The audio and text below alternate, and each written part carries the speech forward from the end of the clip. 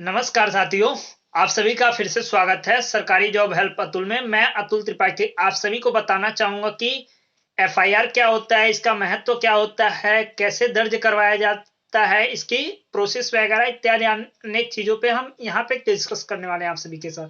सबसे पहले मैं बात करना चाहूँगा एफआईआर का पूरा नाम, क्योंकि एफआईआर एक संक्षिप्त नाम है, तो इसका जो पूरा नाम होगा, विस्तृत नाम, फर्स्ट इंफॉर्मेशन रिपोर्ट यानी कि प्रथम सूचना रिपोर्ट। अब हम बात करेंगे एफआईआर का क्या महत्व होता है। किसी भी अपराध या वारदात की जांच में एफआईआर सबसे जरूरी दस्तावेज होता है, क्योंकि आगे की कोई भी कानूनी कार्रवाई इसी के आधार पर होती है। एफआईआर लिखने के बाद पुलिस मामले की जांच शुरू करता है। जब तक हमें आप एफआईआर दर्ज नहीं करवाएंगे तब तक हमें पुलिस मामले की जांच शुरू नहीं करवाएगी। अब मैं बात करूंगा कि एफआईआर कौन दर्ज करा सकता है। अगर किसी भी व्यक्ति के पास किसी संज्ञेय वारदात की कोई भी जानकारी होती है, सपोज दैट मुझे जानकारी है कि यहाँ कोई घटना घटित हुई है, तो मैं खुद जाकर के किसी जो हमारे घर के आसपास में या कहीं पर भी कोई सा भी नजदीकी पुलिस स्टेशन है, वहां पे हम जाकर के एफआईआर दर्ज करवा सकते हैं। ऐसा यह जरूरी नहीं है कि जिसके साथ में वारदात हुई है वो ही जाएगा जब ही एफआईआर दर्ज करा सकता है। अगर किसी भी पुलिस अधिकारी को किसी भी घटना की जानकारी मिलती है तो वो खुद भी एफआईआर दर्ज कर सकता है। अगर आपके साथ कोई वारदात हुई है, अगर आपको पता है कि आप न चाहते हुए भी कोई अपराध कर दिया है और वारदात के मौके पर वहां मौजूद थे, तो भी आप एफआईआर दर्ज करा सकते हैं। अब हम बात करेंगे एफआईआर दर्ज कराने की प्रोसेस क्या है। जो हमारे संविधान की दंड प्रक्रिया संहिता 1973 के सेक्शन 154 यानी कि जो दंड संहिता है, उसमें जो सेक्शन दिया हुआ है 154 में एफआईआर का जिक्र है।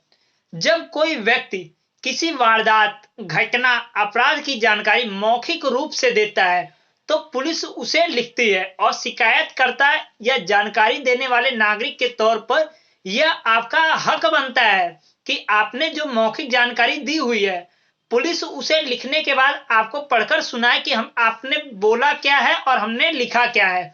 और आपके द्वारा दी गई जानकारी को पुलिस द्वारा लिखने के बाद इस पर आपका साइन किया जाना जरूरी है। आपको उस रिपोर्ट पर तभी साइन करना चाहिए जब आपको लगे कि पुलिस ने आपके द्वारा दी गई जानकारी को ठीक रूप से लिखा है और आपके कहे गए कथन या तथ्यों को तोड़ मरोड़ करके नहीं लिखा गया है।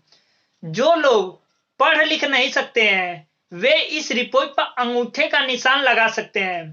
एफआईआर दर्ज कराने के बाद उसकी एक कॉपी जरूरी प्राप्त करना चाहिए।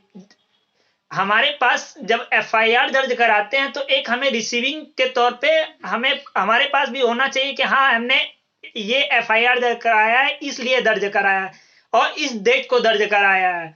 और एफआईआर की जो कॉपी मिलती है वो हमें निःशुल्क मिलती है। अब हम बात करेंगे एफआईआर में हमें किस तरीके की जानकारी देनी चाहिए। एफआईआर में सबसे पहले आपका नाम, पता, तारीख, समय और रिपोर्टिंग की जगह आदि के बारे में जानकारी होनी चाहिए। और वारदात, घटना, अपराध की सच्ची जानकारी व तथ्य शामिल व्यक्तियों के नाम व अन्य जानकारी, और अगर कोई भी चश्मदीद गवाह है तो उनकी जानकारी भी एफआईआर में दर्ज करानी चाहिए। अब हम बात करेंगे एफआईआर दर्ज कराते समय आपको कोई भी गलत जानकारी या तथ्यों को तोड़ मरोड़ कर नहीं बताना चाहिए। भारतीय दंड संहिता 1860 के सेक्शन 203 के तहत इसके लिए आप पर कार्रवाई भी की जा सकती है। इसमें कोई ऐसा बयान भी नहीं होना चाहिए जिसके बारे में आपको स्पष्ट जानकारी ना हो। अगर आपकी एफआईआर दर्ज नहीं की जा रही तो हमें क्या करना चाहिए। अगर पुलिस स्टेशन में आपका एफआईआर दर्ज नहीं किया जा रहा है तो आप पुलिस सुपरिटेंडेंट या जिसको हम एसपी कहते हैं, या फिर इससे ऊपर deputy inspector general of police जिसको हम कहते हैं डीआईजी, और इंस्पेक्टर जनरल ऑफ पुलिस जिसको हम कहते हैं आईजी, से आप अपनी शिकायत कर सकते हैं। आप इन अधिकारियों को अपनी शिकायत लिखित रूप में पोस्ट के जरिए भेज भी सकते हैं। वे अपने स्तर पर इस मामले की जांच करेंगे या जांच करने का निर्देश भी देंगे। आप चाहे तो प्राइवेट स्तर पर अधिकार क्षेत्र में आने वाले कोर्ट में भी इसकी शिकायत कर सकते हैं। तो बहुत बहुत धन्यवाद आप सभी का। फिर से एक नए वीडियो में आप सभी से मुलाकात होगी। तब तक के लिए नमस्कार।